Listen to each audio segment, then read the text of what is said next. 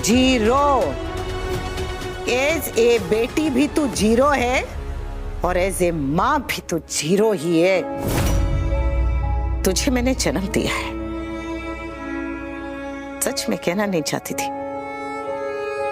लेकिन तू बार बार बार बार पाखी मजबूर कर ही देती है। मैं अपनी जीत की खुशी मनाऊं न मनाऊं, आज मनाऊं, कल मनाऊं, हफ्ता भर मनाऊं, 1 महीना मनाऊं, साल भर मनाऊं, जिंदगी भर मनाती रहूं, घर में मनाऊं, बाहर मनाऊं, मोहल्ले वालों के साथ मनाऊं, मीडिया वालों के साथ मनाऊं, अहमदाबाद में मनाऊं, मुंबई में मनाऊं, देश में मनाऊं, भी मनाऊं। तुझे क्या?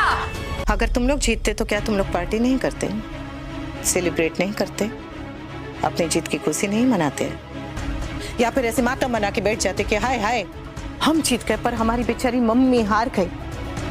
ऐसा करते क्या?